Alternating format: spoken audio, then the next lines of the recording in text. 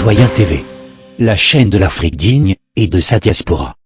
Au sommaire, Côte d'Ivoire, mobilisation en soutien au président Laurent Gbagbo. Gabon, crise diplomatique avec la France. Actualité en France. Et pour finir, actualité en Europe. Commençons tout de suite avec la Côte d'Ivoire, mobilisation en soutien au président Laurent Gbagbo. Se sont réunis pour réclamer la libération de Laurent Gbagbo. C'est un vaste réseau d'hommes et de femmes épris de justice et de liberté, véritable gage de la paix sociale, qui se mobilise tous les jours pour le triomphe de la vérité, de la justice et de la dignité humaine. Parce que le destin de la Côte d'Ivoire est gravement compromis et risque de l'être durablement tant que Laurent Gbagbo est injustement maintenu dans les liens de la détention. Sa libération est celle de tous ceux et celles qui, en son nom, croupissent encore dans les geôles de la dictature de Alassane Dramane Ouattara, apparaissent donc comme l'unique solution pour libérer la Côte d'Ivoire et l'Afrique tout entière.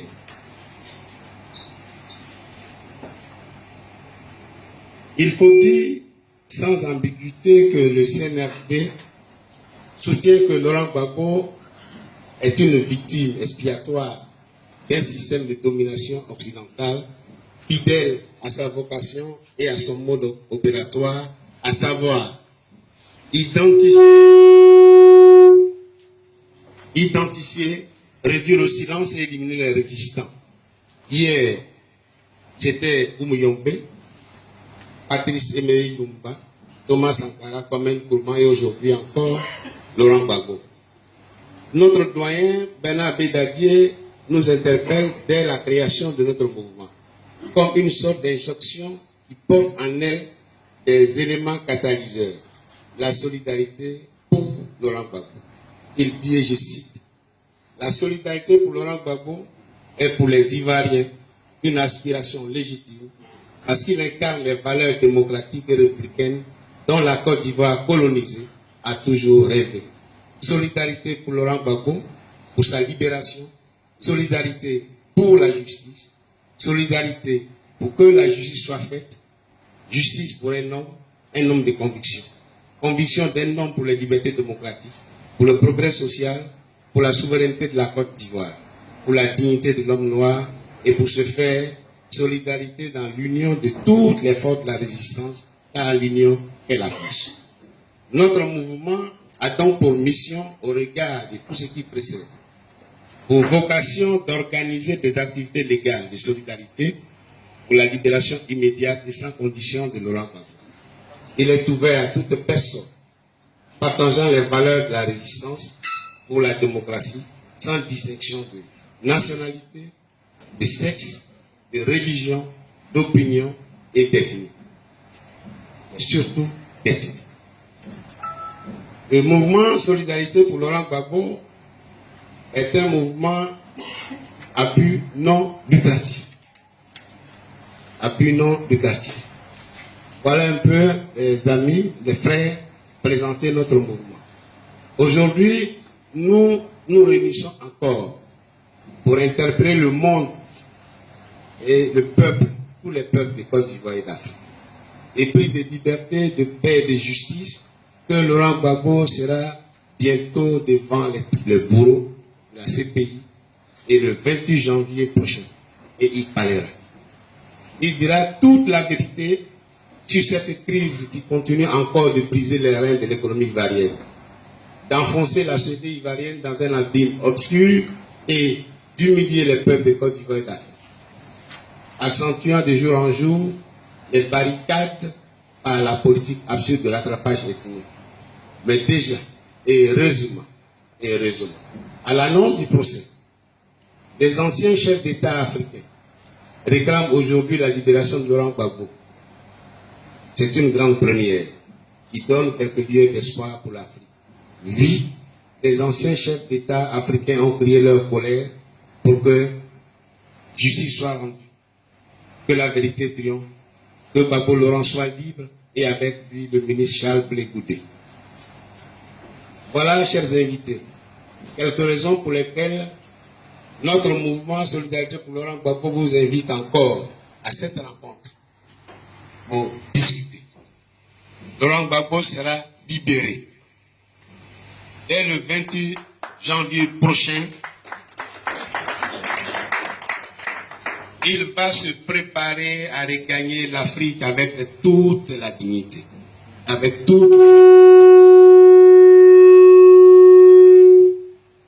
il sera avec nous et il sera avec son ami Sangaré Aboudraman et avec tous ses camarades de lutte qui sont tous présents dans la salle ici.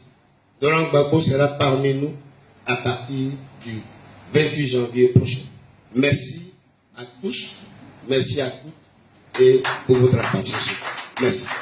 Tout de suite, Gabon, crise diplomatique avec la France.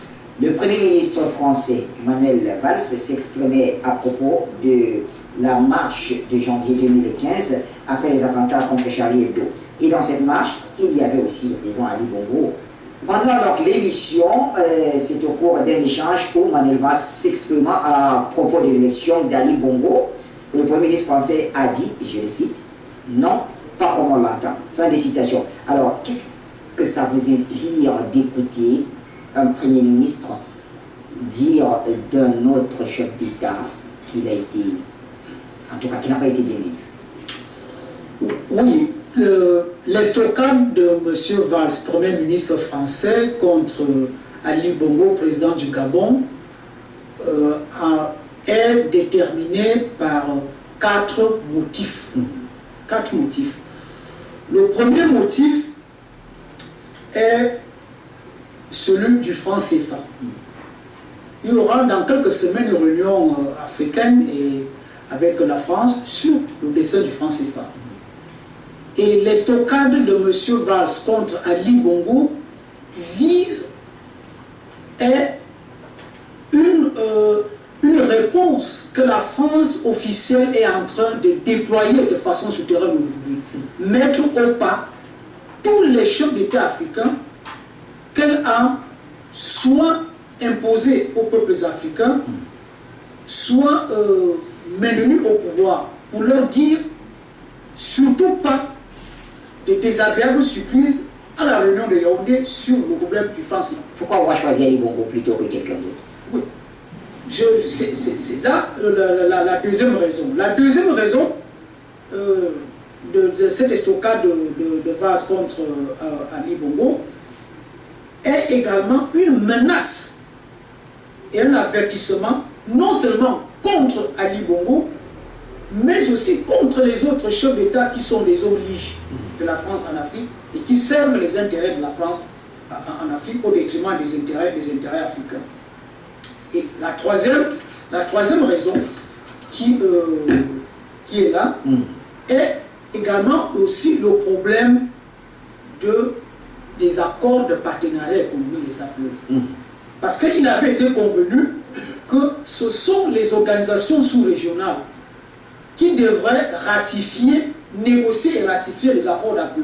Or, il se trouve qu'il y a certains pays africains qui ratifient individuellement ces accords d'APE, ces accords-là, et au détriment de leur propre peuple et de leur destin économique.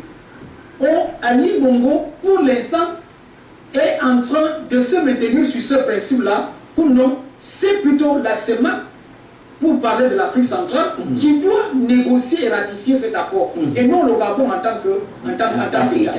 Voilà une des raisons. La troisième, l'autre raison également de cette estocade de Valls contre... La quatrième. Oui, la quatrième. Elle est aussi maintenant d'ordre ésotérique. Parce que Valls appartient à l'obédience maçonnique de la loge du Grand Orient de France. Or, Ali Bongo, qui appartient à la loge équatoriale, qui est plutôt affilié à la Grande Loge nationale de France. C'est là aussi, cet affrontement aussi des loges maçonniques est en cours en Afrique.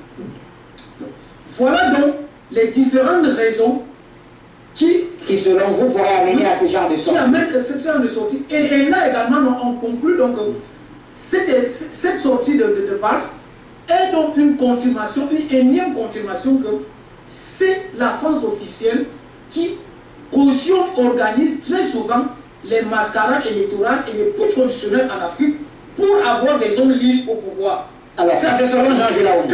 Quand Ali Bongo avait eu à truquer ces élections-là, il y a eu des morts d'hommes et des manifestations. Ni M. Valls, ni le Parti socialiste français n'en ont parlé à ce moment-là. Ils se sont dit, regardez ailleurs. Ok. Tout de suite, actualité en France.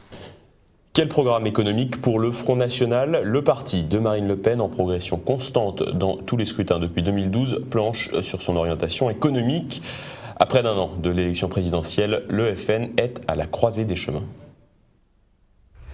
Le Front National à la croisée des chemins. En février, le parti de Marine Le Pen organise un séminaire sur la question économique. Souvent critiqué pour son approche sur les questions d'économie, notamment sur la sortie de l'euro qui effraie une partie de l'électorat de droite, le parti patriote entend élargir sa base électorale en touchant les retraités et les professions libérales, mais aussi conforter son implantation auprès du petit patronat et des travailleurs indépendants. Pour le vice-président du Front National, Louis Alliot, la capacité à définir un programme économique abouti constitue un test de crédibilité pour le parti. Et si la réussite de la gestion des villes où le parti à la flamme est implanté ne fait pas de doute, convaincre les électeurs de son aptitude à gérer l'ensemble du pays est beaucoup plus délicat. Le séminaire du Front National, qui se tiendra du 5 au 7 février, pourrait donc être décisif, mais il n'est pas sans risque. En effet, deux lignes semblent s'opposer au sein du Front National. Une première qui se veut pro-business et plutôt libérale, incarnée par le vice-président Louis Alliot, mais aussi par l'étoile montante du parti, le conseiller régional d'Île-de-France, Jeanlin Lacapelle. La seconde est celle du numéro 2 du parti, Florian Philippot,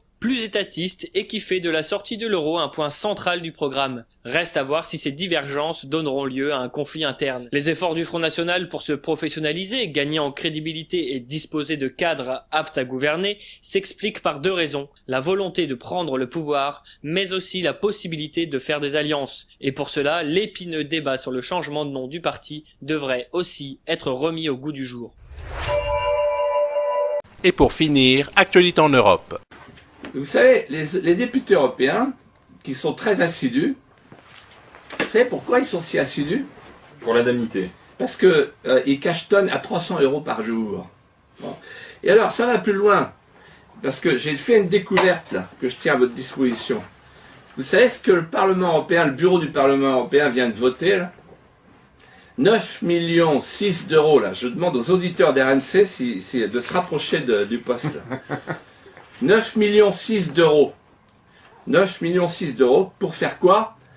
À Bruxelles? Pour faire quoi, à votre avis? Vous allez nous le dire. Une piscine ludique, hein, avec des toboggans, des échelles pivotantes, de la mousse intégrée pour les députés européens. Donc moi, c'est pas sérieux ça. Eh ben c'est pas sérieux, voilà, c'est pas sérieux. C'est vrai. Donc moi je suis peut-être moins présent que tel ou tel député européen qui cachetonne. Parce que à 300 € par jour, ça vaut la peine. Hein. Bon, ils font qu'un mandat ou deux mandats, puis après, bon, ben, pas de problème, c'est le parachute doré. Bon. Mais moi, je vais pas à la piscine quand je vais au Parlement européen. Je vais pas à la piscine. Et eux, ils se rencontrent à la piscine sur les échelles pivotantes. Ils sont en train... Alors attendez, une piscine de 9,6 millions. Mais attendez, mais moi, Barnier à la piscine.